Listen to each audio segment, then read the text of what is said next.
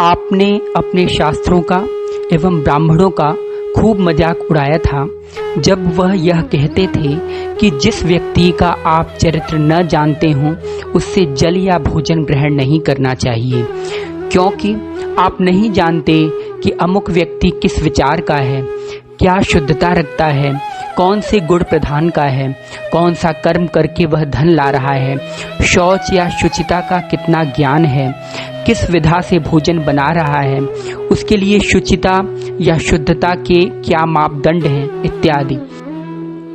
जिसका चरित्र नहीं पता है उसको स्पर्श करने को भी मना किया गया है। यह बताया जाता था कि हर जगह पानी और भोजन नहीं करना चाहिए।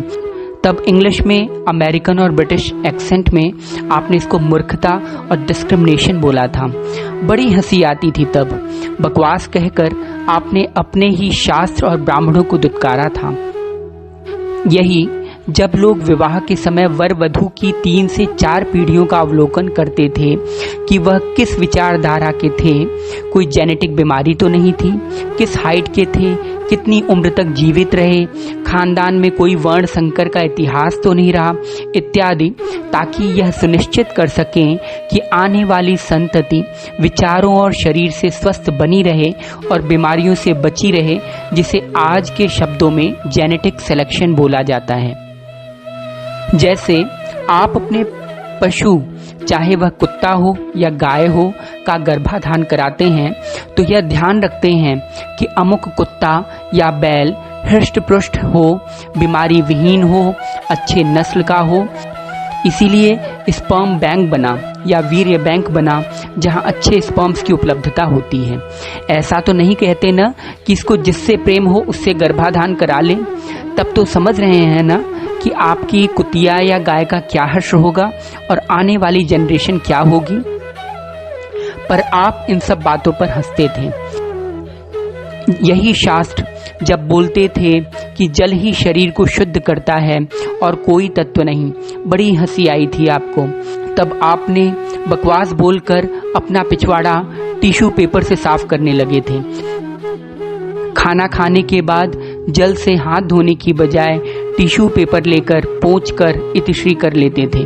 और अब जब यही ब्राह्मण और शास्त्र बोलते थे कि भोजन ब्रह्म के समान है और यही आपके शरीर के समस्त अवयव बनाएंगे और विचारों की शुद्धता और परमार्जिता इसी से संभव है, इसलिए भोजन को चप्पल या जूते पहनकर न छुएं, बड़ी हंसी आई थी आपको।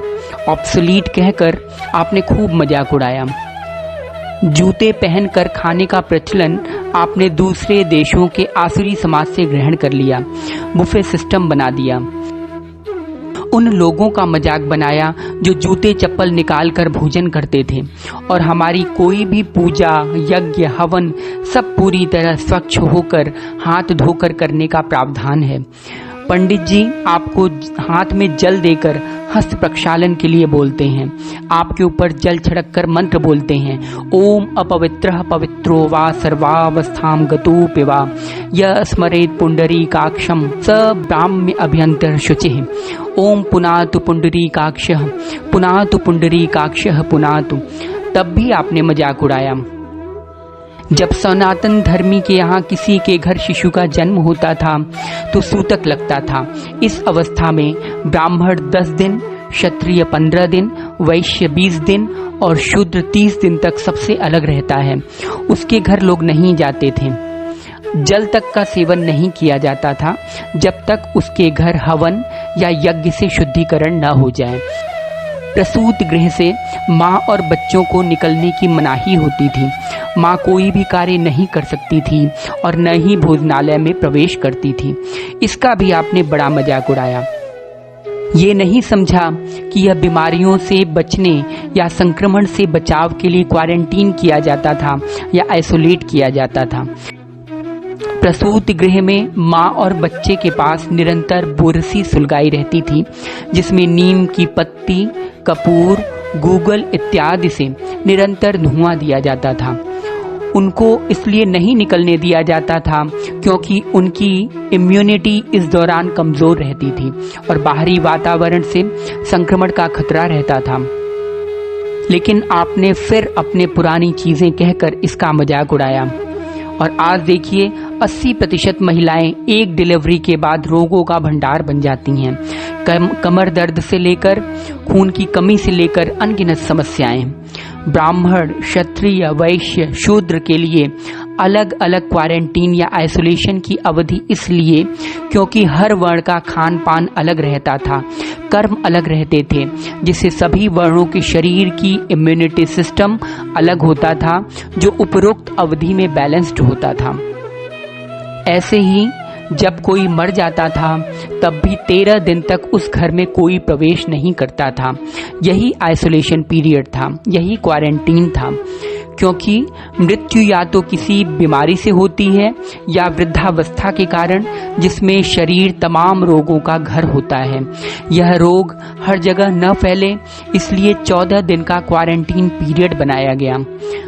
अरे जो शव को अग्नि देता था या दाग देता था उसको घर वाले तक नहीं छू सकते थे 13 दिन तक।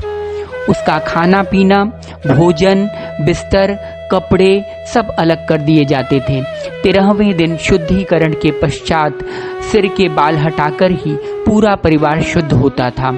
तब भी आप बहुत हंसे थे। ब्लडी इंडियंस कहकर आपने मजाक बनाया था। जब किसी रजस्वला स्त्री को 4 दिन आइसोलेशन में रखा जाता है ताकि वह भी बीमारियों से बची रहे और आप भी बचे रहें, तब भी आपने पानी पी पी कर गालियां दी। और नारीवादियों को कौन कहे, वो तो दिमागी तौर से अलग होती हैं। उन्होंने जो जहर बोया उसकी कीमत आज सभी स्त्रियां तमाम तरह की बीमारियों से ग्रसित होकर चुका रही हैं। जब किसी के शव यात्रा से लोग आते हैं, घर में प्रवेश नहीं मिलता है और बाहर ही हाथ पैर धोकर स्नान करके कपड़े वहीं निकालकर घर में आया जाता है। इसका भी खूब मजाक उड़ाया आपने। आज भी गांवों में एक परंपरा है कि बाहर से कोई भी आता है तो उसके पैर धुलवाए जाते हैं। जब कोई भी बहू, लड़की या कोई भी दूर से आता है तो वह तब तक प्रवेश नहीं पाता जब तक घर की बड़ी बूढ़ी लोटे में जल लेकर हल्दी डालकर उस पर छिड़काव करके वही जल बहाती नहीं हो तब तक। खूब मजाक बनाया था ना।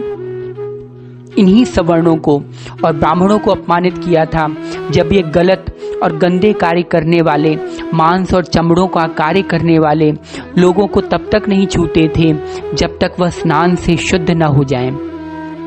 ये वही लोग थे जो जानवर पालते थे, जैसे सूअर, भेड़, बकरी, मुर्गा, कुत्ता इत्यादि, जो अनगिनत बीमारियां अपने साथ लाते थे।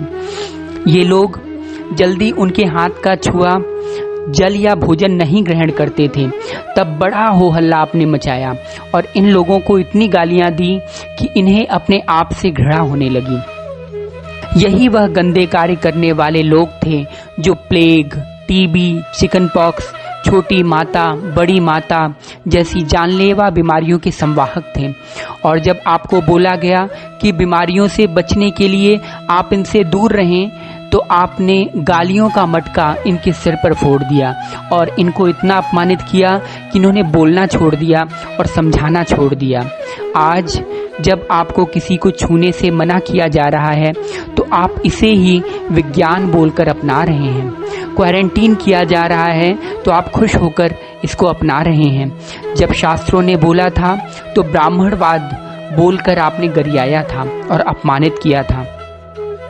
आज यह उसी की परिणति है, उसी का परिणाम है कि आज पूरा विश्व इससे जूझ रहा है।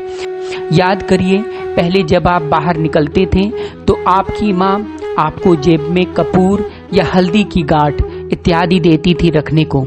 यह सब कीटाणु रोधी होते हैं। शरीर पर कपूर पानी का लेप करते थे ताकि सुगंधित भी रहे और रोगाणुओं से भी बचे रहें, लेकिन सब आपने भुला दिया। आपको तो अपने शास्त्रों को गाली देने में और ब्राह्मणों को अपमानित करने में, उनको भगाने में जो आनंद आता है, शायद वह परमानंद आपको कहीं नहीं मिलता। अरे अपने शास्त्रों के लेवल के जिस दिन तुम हो जाओगे ना, तो यह देश विश्वगुरु कहलाएगा।